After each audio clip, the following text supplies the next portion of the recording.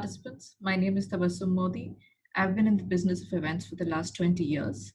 I run an event management company and content production house based out of Mumbai called Victor Tango Entertainment Private Limited. I'm here today to talk to you about the topic of event manager as a professional leader. And within that, we will address the specific skills required to be an event manager. So let's get straight to it. After listening to this session, you will be able to understand the benefits of having good networking skills and negotiation skills, explain why technical, interpersonal, and language skills are important, understand why service orientation is an essential quality required for an event manager, and know about handling pressures. Let's begin with networking skills. So, why are networking skills so important? Getting a good event opportunity relies on networking. Networking and knowing people who provide products and services related to the event or connect with those who can facilitate and support as they are important for the event manager or the event management company. So, what are event managers? Event managers are basically aggregators of different services that different people have. We bring everything together, package it, and give the client what they want. So we know what the client wants, and there are various service providers who have bits and pieces of what they want. So the event manager's role is actually to bring the right kind of services together to be able to give the client the experience that they are looking for. So one of the most basic things that an event manager needs to know is who is providing what kind of service and at what rate. Once we have that information handy, it's easy for us to kind of put it together and sell a package to the client. Over a period of time, an event manager can build a large network of such contacts, such as colleagues, communities, societies, as well as vendors, suppliers, caterers, contractors, decorators, and hotels.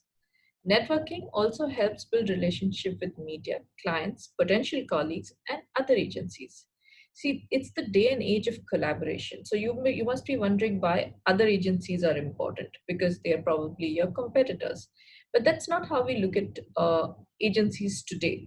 We look at every agency to be a potential collaborator because one agency cannot meet all the requirement of the client.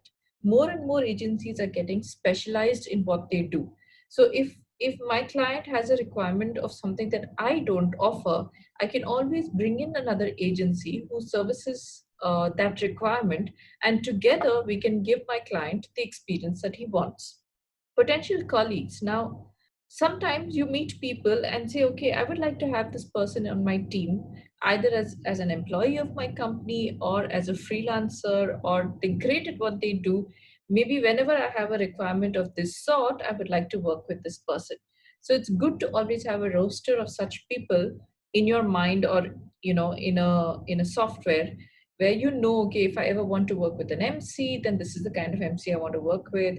Or if I want to work with somebody who writes a script, then these are the script writers. So they can all be potential colleagues, or maybe even within your team. If you meet somebody who is a really creative person or is great at social media, or is great at his technical knowledge for something that you're not very capable of, it's always good to make a mental note of such people so that you can call upon them when you need to and when the need arises. Of course, you need to network with your clients to be able to get the business in the first place. So selling yourself, marketing yourself, going out there, being there, meeting them regularly is all extremely important in the business development process to be able to bag a project. Being in the media is important so that everyone knows you exist and what is the kind of work that you do. Now, how do you do networking? Word of mouth works best in our industry. You do a good project, people know you for that good project, they keep coming back to you and they keep recommending you to other people. We can advertise ourselves also, but because it's B2B in terms of nature of business, we're selling from one business to another, only trade advertising works out for us. So no kind of consumer advertising really works out unless you're doing public ticketed events and things like that, wherein what you're selling is more important than who you are. So let's say you're doing a Bryan Adams concert, people will come and buy tickets to a Bryan Adams concert without really wondering who the agency is behind it. So advertising in our case works from a trade advertising point of view. Online social networks is extremely important. LinkedIn today, even Insta and Facebook, tomorrow may be something else, but uh, we cannot ignore online social networks, and that does help a great deal in terms of networking.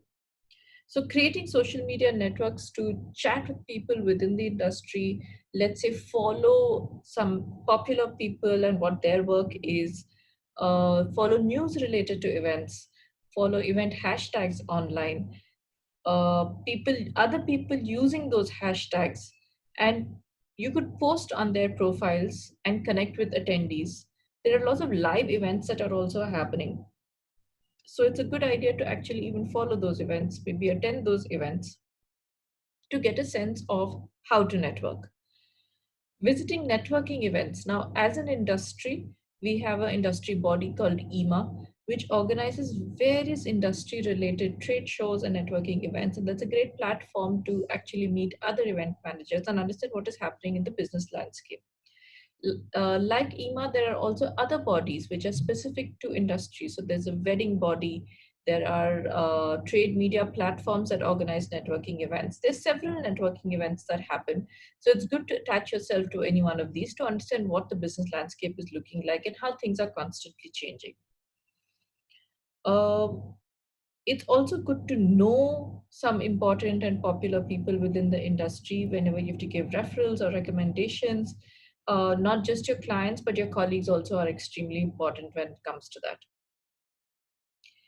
Negotiation skills. Now, this is a key skill for every event manager. And negotiation is not just restricted to negotiating the price of a good of your project with the client or the client's procurement team. Negotiation happens at various levels. You could be negotiating with your team in terms of what is the role that you're giving each one of them. You could be negotiating with obviously your vendors to get the best deal out of them. And not all negotiations is only about price negotiation. Sometimes you could even negotiate based on value. So if someone can do a work faster for you, that would give you savings in something else. So for example, if a vendor comes and tells you, instead of setting up for 24 hours, I will set up overnight, then there is a cost saving in terms of your venue hire charge. So in that case, you might not be negotiating price with the supplier or a contractor or a vendor, you're just negotiating time. Sometimes you could even be negotiating just the payment pattern or the payment terms. So somebody might say, okay, I want to reduce my cost, but I will give you more time to pay me. So I'll give you 6 months or I'll give you 9 months to pay me, or the other way around. You can tell them that, okay, you give me a lower rate, but I'll pay you as soon as the event gets over. So payment terms becomes one of the factors of negotiation. So you just need to be very innovative with how you negotiate. It could be cost, it could be payment terms, it could be time taken to do the event, it could be the quality of the event, it could be, okay, for the same cost, give me better quality of the equipment so that at least your client is happy with in terms of the event experience. So negotiation actually is a very creative process, and you have to constantly innovate the way you negotiate so that to get the best value for the project. So negotiating for an event manager is a process of achieving agreement through discussion, a skill that all event managers should have, as it gives them the ability to negotiate with clients, suppliers, contractors, and vendors. Distributive negotiation is a win-lose kind of a negotiation, often focused on a single use, example, price of conducting an event. Integrative negotiation is a collaborative bargain to maximize joint outcome by recognizing and seeking value on multiple issues. Negotiate deals which will benefit you and your client. Some basic pointers: before you begin any negotiation, you should know what is the absolute best alternative for achieving your objective. So you need to know what is the bottom line, right? You also need to know what are the other options you have with you. So if a particular person you're negotiating with says, no, I'm not interested, or I cannot give you what you're asking for, Do you have a backup plan, or are you going to be completely left hanging without an option if you say no to this guy?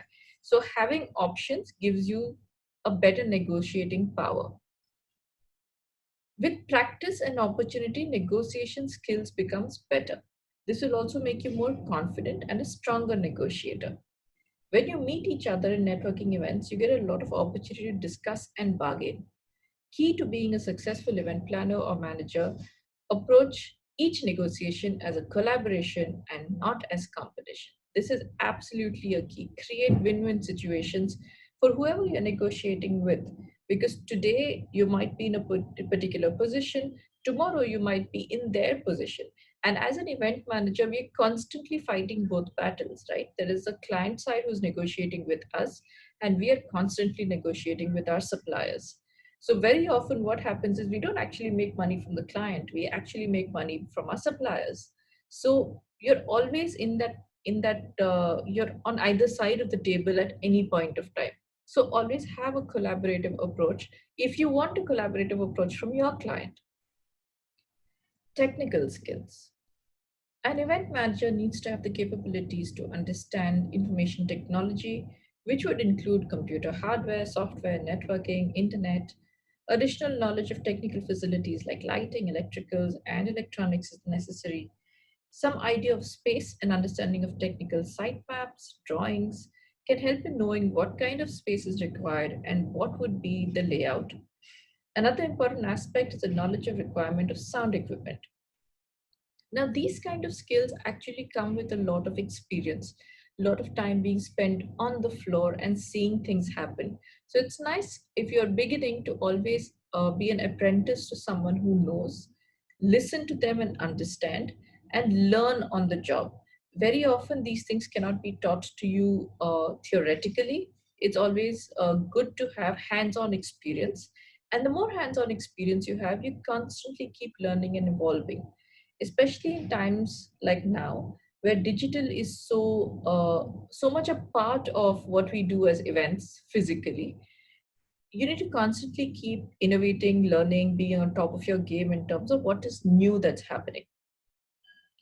In recent years, electronic gadgets, equipments, machines, and automation have made it much easier to plan and execute events.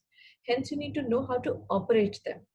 For this, some of the apps, resources, and devices for technical literacy are event management softwares, event marketing softwares, ticketing apps, social media platforms, Microsoft Office and Google G Suite, project management tools, and audiovisual equipment.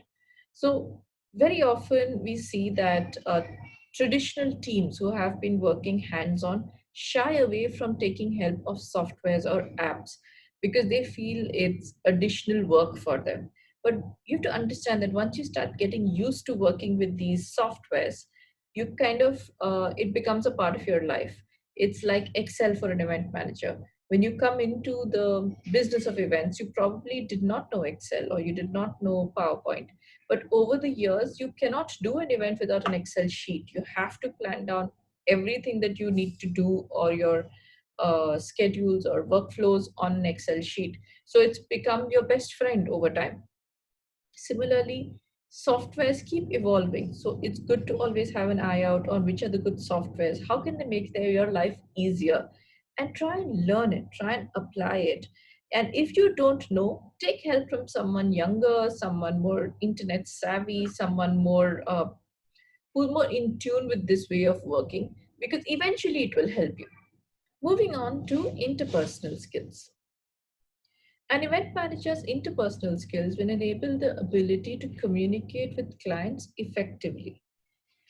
Interpersonal skills can be depicted through the following: how well we communicate with others, our confidence, our ability to listen and understand, empathy for the client, problem solving, decision making, personal stress management. Now, each one of these points are extremely important, and you have to understand that when you're in a project, it's a high pressure situation.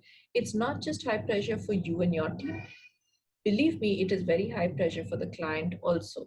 So he has placed his trust on you, on your team to deliver something for which he is also answerable back at his company or her company. So there is a lot riding on the success of this event. So the pressure is constantly going to be high. Your client is constantly going to be looking for best value for his company through the event. And you are going to be constantly looking for being able to deliver a good quality event. So sometimes you will see, notice that the client is, moving towards communicating with one particular person in your team. And that's probably because they've kind of hit a particular rapport in terms of their interpersonal skills. So they try to communicate through that person because they get confidence from that person. They feed off the trust and confidence the other person is giving them. Your ability to solve problems and take decisions quickly would give your client that trust in you. So, these skills are extremely important to be a part of every event manager or every event leader's DNA. Event managers with strong interpersonal skills are more successful. With calm and confident event managers, clients, suppliers, and colleagues feel more comfortable in communicating. Interpersonal skills can be developed on a continuous basis. So the more you do, the older you get, the more experience you get. You've seen so many different situations. You've encountered so many different crises. So you know when to actually fret and when not to let things affect you. And it will come with time and experience. Body language and language skills. The unspoken element of communication is probably the most important thing when it comes to events. It actually shows your true feelings and emotions. For example, your gestures, your facial expression, your posture, how you feel towards a certain thing. Sometimes you don't need to say it at all, but if you're feeling that what your client is asking you is absolutely unreasonable, it will show on your face. So try and be conscious of your body language because it communicates far more than you want to communicate. Body language is seen as a part of an event manager's communication. This becomes more visible when you're constantly on the move and directing your team and interacting with various people. Looking dynamic and full of energy will inspire others and make them feel energized. During a project, now there are going to be extended hours of work. There are going to be nights when you've not slept. There's going to be pressure because there's a deadline and maybe things are not moving at the speed at which you wanted it to move. So, how you handle a particular situation, your nonverbal communication, your attitude, your body language is going to define how everyone else works. So, when you see things are not done and you get down to doing it yourself, your team will automatically become conscious of the fact that probably the thing is not done on time and start working faster. So everybody is looking at you, your client is looking at you, your suppliers are looking at you, your team is looking at you. So your what you do, what you say, what you feel, what you think, your body language is communicating every minute, whether you're stressed, whether you're happy with what has happened, whether you find something is absolutely ridiculous. Everything is being watched by people who are working for you and with you. So try and be as positive as you can in your outlook. Language is a very essential skill for every event manager. This skill helps to communicate better. English is definitely required unless you're working in very regional markets where it helps to know the regional language also. But mostly it is the ability to communicate what you have in mind because you, as the event manager, know or have planned something. For your supplier or your vendor to give you what you have planned, you need to be able to communicate that. That could be through pictures, it could be through local language, it could be through English, it could be some kind of non-verbal communication. But being able to communicate what you need is very, very important. Otherwise, you will come on the event day and see that something completely different is made from what you had in mind. Service orientation. Events is a service based business. By being service oriented, an event manager can always satisfy and get clients to come back and refer you to others. So if you see, it's all a big circle. Your negotiation skills, your networking skills, your ability to service your client, and your ability to generate more business. It's all looped in together. Do a good project and you get more work. You get references. But one bad project can really tarnish your image for a very, very long time. So you're as good as the last project you did. And remember that for every project, irrespective of how many projects you've done, that last project has to be your best project. And that goes on, that never changes. All you need to do is provide customer service that exceeds your client's expectation and outshines your competitors' customer service. It's always nice to say under promise and over deliver. It's something you probably could have heard, but you can't completely under promise. But in adding a little bit, a little touch from your side, which the client doesn't expect, could have that delight factor, which will make them come back to you. In every event, speed is very important factor of success. So an event manager should be time sensitive. An event manager should believe in commitment. Anything that you have said, you need to deliver, whether the circumstances are favorable or not, whether money is there or not. If you've committed, you need to deliver it. Event manager should be a good listener to what the clients are communicating to serve the clients better. Very often, it's just uh, confidence that the client needs that you will deliver what you have promised. Handling pressures. Learning how to handle or manage situation under pressure is very important. There can be many pressure-filled situations, like being confronted with a complaint from a colleague, budgetary limitations versus client being very demanding on the deliverables for an event, difficult clients who do not appreciate your efforts, workload that builds up until the event. Client expects a great event every time. The audience, a quality experience, and the event manager is responsible for various aspects of this. And believe me, the pressures can be extremely tough.